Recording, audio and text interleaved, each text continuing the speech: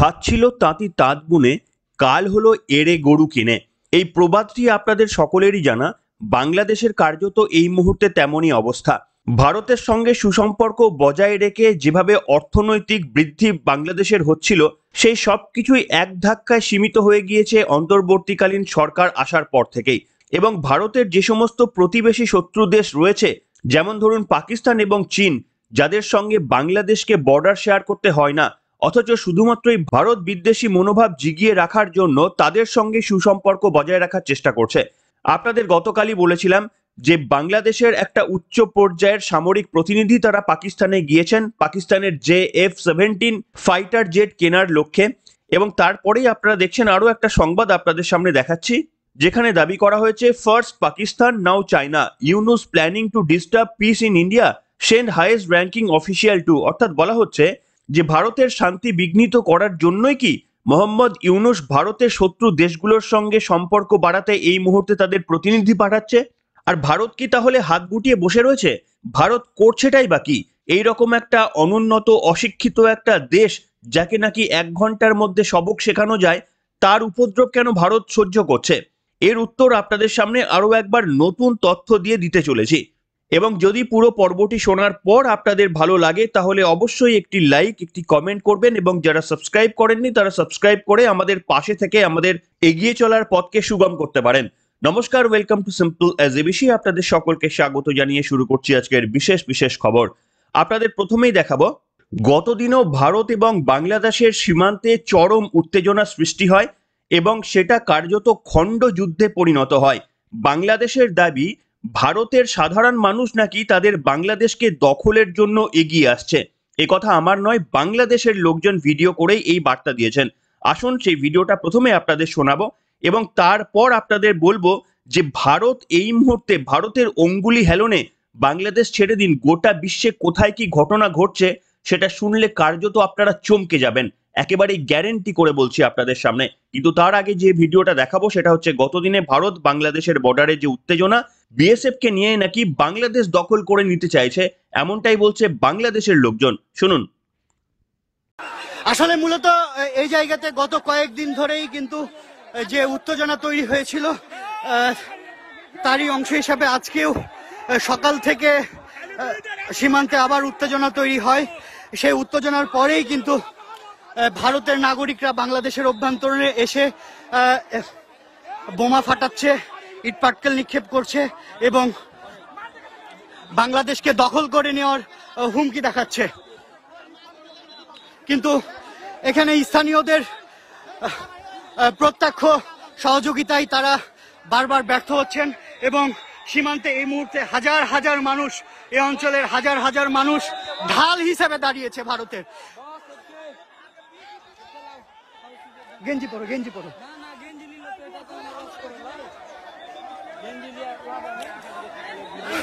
বিজিবির সাথেই সীমান্তে মানুষ কিন্তু বাংলাদেশকে পাহারা দিচ্ছে। যে বাংলাদেশ ভারত দখল করে নিতে চাচ্ছে, সে বাংলাদেশকেই কিন্তু তারা পাহারা দিচ্ছে। তারা বারবারই সুড়সুড়ি দিচ্ছে যে বাংলাদেশ তাদের সাথে ঝগড়া করবে, কিন্তু বাংলাদেশের মানুষ অত্যন্ত ভদ্রভাবে এবং খুব সাহসিকতার সাথেই তাদেরকে মোকাবেলা করছে সীমান্তে অবস্থান করে। শুনলেন বন্ধুরা, দেখুন এই ভিডিওগুলোকে আমি সত্যি খুব একটা পাত্তা দিই না, এই কারণে এই যে যুদ্ধ জিগিরের খেলা, এটা মোহাম্মদ ইউনুস চালিয়ে যেতে চাইছেন এবং এটা তিনি ততদিনই চালাবেন যতদিন না পর্যন্ত তাদের দেশে নির্বাচন হয়। দেখুন, আজকে আপনাদের সামনে আমি এমন কিছু তথ্য দিতে চলেছি যেগুলো শুনলে আপনারাও চিন্তা করবেন যে এই মুহূর্তে মোহাম্মদ ইউনুস ছেড়ে দিন, ভারত কতটা শক্তিশালী জায়গায় দাঁড়িয়ে রয়েছে তার প্রমাণ, তার 4 থেকে 5টা জল জ্যান্ত প্রমাণ আপনাদের সামনে দেব। আচ্ছা, আপনাদের মনে রয়েছে হিন্ডেনবার্গের কথা? আমেরিকার শেয়ার বাজার বিশ্লেষক তথা কর্পোরেট অনুসন্ধানকারী সংস্থা হিন্ডেনবার্গ, যারা আদানি গোষ্ঠীর নামে মারাত্মক অভিযোগ তুলেছিল। কি অভিযোগ?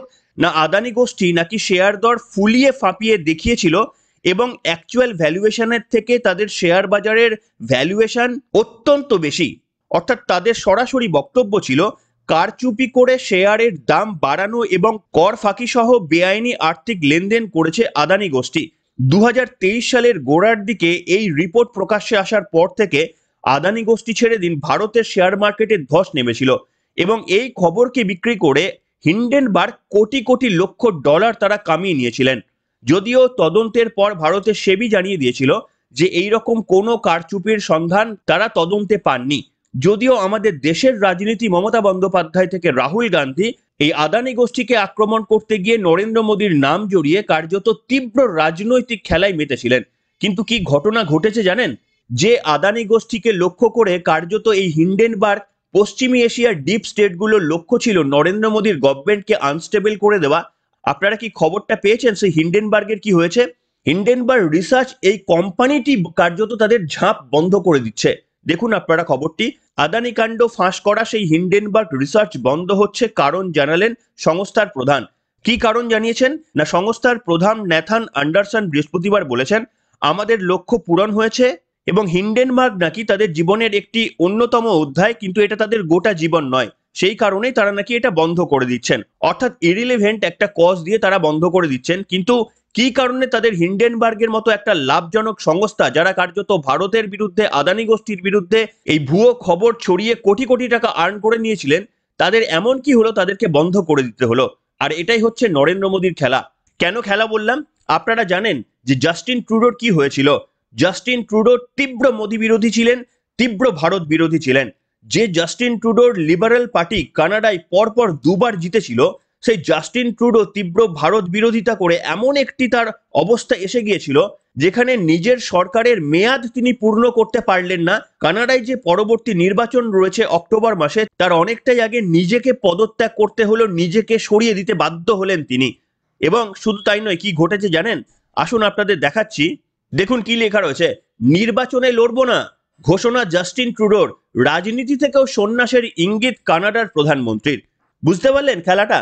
যে জাস্টিন ট্রুডো যিনি চেয়েছিলেন যে ভারত থেকে নরেন্দ্র মোদী যেন ক্ষমতাচ্যুত হয়, ভারতকে ডিস্টেবিলাইজ করতে, সেই জাস্টিন ট্রুডো কার্যত রাজনীতি থেকে সন্ন্যাস নিতে চলেছেন। 3 মাস আগেও যেটা ভাবা সম্ভব ছিল না, সেটা আজকে পসিবল হয়ে দাঁড়ালো। এবং একই খবর কিন্তু হিন্ডেনবার্গ রিসার্চ নিয়ে। আপনাদের মধ্যে যারা কংগ্রেস প্রেমী তারা অনেকেই উত্তেজিত ছিলেন যে মোদী কি করছে, আদানি কি করছে, হিন্ডেনবার্গ তো সত্যি কথা বলছে। আপনাদের মধ্যে সম্ভবত কেউ কেউ বিশ্বাস করেছিলেন হিন্ডেনবার্গ ঠিক বলছে, ভারতের সংস্থা সেবি, নরেন্দ্র মোদী, আদানি এরা সবাই ভুল বলছে। কিন্তু আজকে দেখুন কি পরিস্থিতি তৈরি হলো, যে একটা লাভজনক সংস্থা তাদেরকে রাতারাতি পাত্তারি গুটিয়ে দিতে হলো। এটা গেল দ্বিতীয় ঘটনা।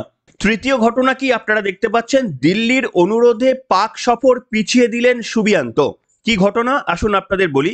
প্রজাতন্ত্র দিবসে প্রধান অতিথি হিসাবে ভারতে আসছেন ইন্দোনেশিয়ার প্রেসিডেন্ট প্রবাও সুবিয়ান্ত এবং তারপরে সরাসরি ভারতের মাটি থেকে তিনি চলে যাবার কথা ছিল পাকিস্তানে। ভারতের তীব্র আপত্তি জানিয়েছিলেন। ভারত বলেছিলেন যে কোনো নেতৃত্বকে ভারতের মাটি থেকে পাকিস্তানে উড়ে যাওয়াটা ভারত কূটনৈতিকভাবে সমর্থন করে না। তাহলে আইদার তাকে ভারত সফর ক্যান্সেল করতে হবে কিংবা পাকিস্তান সফর ক্যান্সেল করতে হবে। প্রবাও সুবিয়ান্ত তিনি ইন্দোনেশিয়ার প্রেসিডেন্ট, যে ইন্দোনেশিয়ার 90% মুসলিম অধ্যুষিত, তিনি ভারত সফর কিন্তু ক্যান্সেল করেননি, তিনি ক্যান্সেল করেছেন পাকিস্তান সফর। এটা গেল তৃতীয়। আপনারা বুঝতে পারছেন ভারতের শক্তিটা একটু শুধু মাথায় রাখুন এবং তার সঙ্গে শুধু একটু কম্পেয়ার করুন। যে সমস্ত চ্যানেলগুলো বারবার বলার চেষ্টা করছেন যে ভারত কেন মোহাম্মদ ইউনূসকে কড়া কোনো বার্তা দিচ্ছে না, কেন কোনো সেনা অভ্যুত্থানের মতো কোনো ঘটনা ঘটাচ্ছে না, কেন কোনো সার্জিক্যাল স্ট্রাইক করছে না, তাদের জন্য আমি এই তথ্যগুলোই দিচ্ছি যে প্রত্যেকটি ঘটনার জন্যই সার্জিক্যাল স্ট্রাইক করতে হবে এমন কোনো কথা নেই। সেনা না পাঠিয়েও যে সার্জিক্যাল স্ট্রাইক করা যায়, ভারত কার্যত 2-3টি দেশে ইতিমধ্যেই দেখিয়ে দিয়েছেন। তার সর্বশেষ উদাহরণ হচ্ছে হিন্ডেনবার্গ রিসার্চ। আসুন আপনাদের আরো কিছু তথ্য দিই, খুব ইন্টারেস্টিং তথ্য। এইগুলো আপনাদের জানাটা প্রয়োজন, কি কি ঘটছে ভারতকে নিয়ে গোটা বিদেশের মাটিতে, কি কি ঘটছে সেটা আপনারা শুনুন। কি লেখা রয়েছে আরো একটা ন্যাশনাল লেভেলের প্রতিবেদন থেকে আপনাদের দেখাচ্ছি। দেখুন আপনারা, Donald Trump who tapped pro-India, anti-China Pak officials all set to assume top post as Secretary of Staff and National Security Advisor। কি বলা রয়েছে? বলা হচ্ছে যে ডোনাল্ড ট্রাম্প তিনি তার মন্ত্রিসভা যেটি গঠন করছেন সেখানে ভারতপন্থী স্টাফ এবং চীন এবং পাকিস্তান বিরোধী স্টাফ, এমনকি পররাষ্ট্র সচিব থেকে জাতীয় নিরাপত্তা উপদেষ্টা, যারা চীন এবং পাকিস্তান বিরোধী এবং ভারতপন্থী, এই ধরনের লোককে তাদের মন্ত্রিসভায় বসাচ্ছেন। বুঝতে পারছেন ভারতের জন্য কত বড় ঘটনা এটা? ভাবতে পারেন দ্বিপাক্ষিক সম্পর্কটা ঠিক কোন জায়গায় পৌঁছালে এই রকম একটা পরিস্থিতির সৃষ্টি হতে পারে সেটা একটু কল্পনা করে দেখবেন। কি ঘটনা আসুন আপনাদের কিছুটা বলি, শোনাটা প্রয়োজন, শুনলে আপনারা চমকে যাবেন।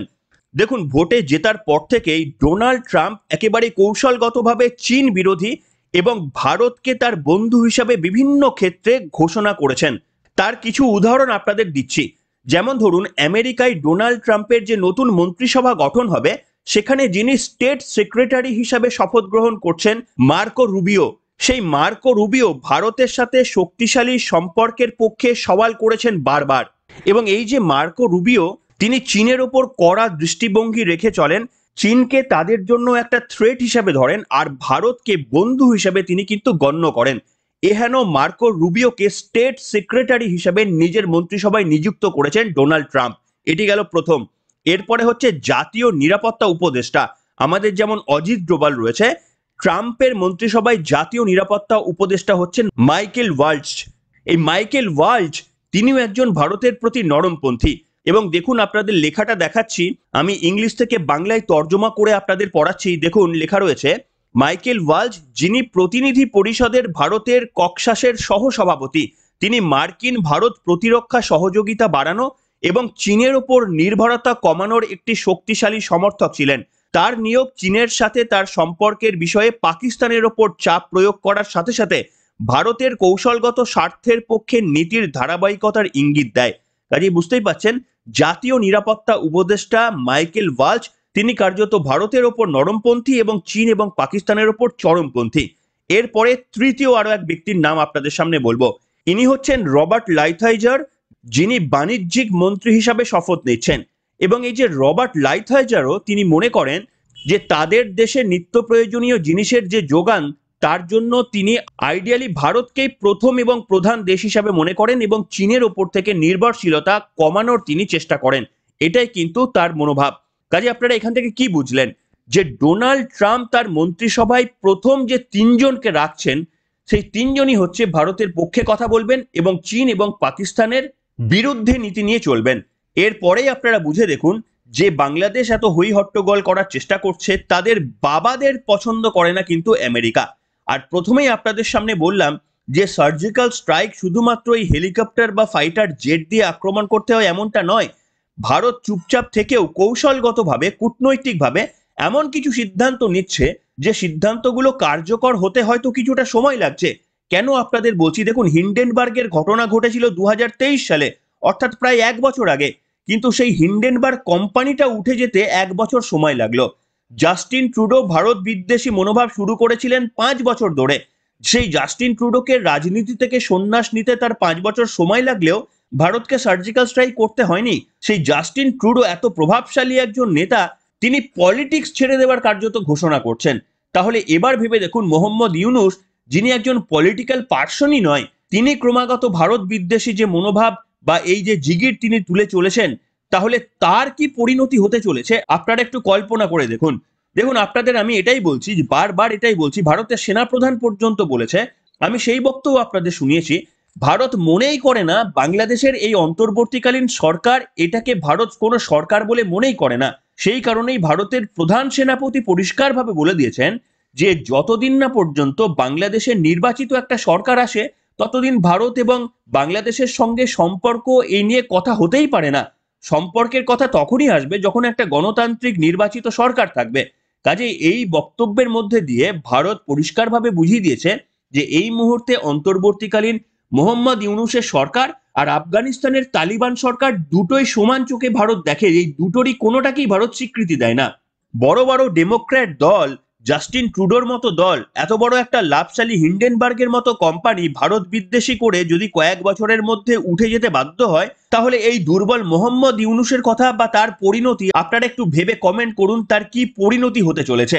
আমি আপনাদের বললাম যে বাংলাদেশ এমন একটা দুর্বল দেশ যেখানে ভারত চাইলেও শক্তিশালী অস্ত্র প্রয়োগ করতে পারবে না, সার্জিক্যাল স্ট্রাইকের পথে যাবে না। আপনারা একটু খেয়াল করে দেখেছেন যে ইতিমধ্যেই ভারত পাকিস্তান নিয়ে অনেক বিবৃতি দেয়, এমনকি চীন নিয়েও ভারত বিবৃতি দেয়, কিন্তু দুর্বল বাংলাদেশ নিয়ে ভারত কোনো বিবৃতি দেয় না। এটার একটা কৌশলগত কারণ রয়েছে এবং সেটার জন্যই বাংলাদেশের পরিণতি ঠিক কোন জায়গায় পৌঁছাতে চলেছে মোহাম্মদ ইউনূসের কি হাল হবে সেটা বোঝানোর জন্যই আপনাদের বললাম, কয়েকটি উদাহরণ দিয়ে আপনাদের বললাম যে কি কি পরিবর্তন হচ্ছে। তারপর ডোনাল্ড ট্রাম্পের সরকার তারা ক্ষমতায় আসছে, এরপরে বুঝুন এই মোহাম্মদ ইউনূসের ঠিক কি পরিণতি হতে চলেছে। আপনাদের সামনে একটি আমি পর্ব করেছিলাম যেখানে বলেছিলাম যে এখন ভারতকে কন্ট্রোল বিশ্ব করছে না, বিশ্বের বিভিন্ন জায়গার কন্ট্রোল ভারত করছে, আর তার জলজ্যান্ত প্রমাণ আজকে আপনাদের সামনে দিলাম। হ্যাঁ, যখনই ঘটনা ঘটবে তখনই হয়তো আমরা একটা অ্যাকশন চাই। এই যেমন ধরুন হিন্ডেনবার্গ নিয়ে যখন ঘটনা ঘটেছিল, আমরা এক্সপেক্ট করেছিলাম যে নরেন্দ্র মোদী কিছু বলবে, ভারতের সেবি কিছু বলবে, কিন্তু কিছু বলার প্রয়োজনই হয়নি। দেখুন কোম্পানিটা নিজেদের পাত্তারি গুটিয়ে দিল। সেই কারণেই কিছুটা আমাদের ধৈর্য ধরতেই হবে। ভারত কূটনৈতিক স্তরে যে আলোচনাগুলো করছে সেগুলো দেখুন কোনো মিডিয়ার সামনে সেই তথ্য আসবে না, এমনকি আমিও আপনাদের সামনে দিতে পারবো না। আমরা যেগুলো দিতে পারি অতীতে যে ঘটনাগুলো ঘটেছে সেগুলো দিয়েই আপনাদের বলার চেষ্টা করলাম। বাংলাদেশের করুণ পরিণতির জন্য অপেক্ষা করুন, এবং মোহাম্মদ ইউনূস আমার মনে হয় তার আরো একটি সেফ ডেস্টিনেশন খুঁজে রাখা দরকার। তার কারণ শেখ হাসিনাকে নয় ভারত নিরাপদ আশ্রয় দিয়েছিল, মোহাম্মদ ইউনূসকে কে আশ্রয় দেবে এর উত্তরটা বোধহয় মোহাম্মদ ইউনূসকে আজ থেকেই খোঁজা উচিত। এই পর্বটি তিনি বা তার সমর্থকরা যদি কেউ শুনে থাকেন তাহলে আজ থেকে মোহাম্মদ ইউনূসের একটা নিরাপদ স্থান খুঁজে রাখা উচিত যেখানে তাকে পালিয়ে গিয়ে বাঁচতে হবে। কি বলবেন বন্ধুরা? যদি সহমত হন তাহলে একটি লাইক, কমেন্ট এবং পর্বটিকে শেয়ার করবেন, আর কোনো সাজেশন থাকলে অবশ্যই কমেন্টে জানাবেন। এখনকার মতো এখানে শেষ করলাম।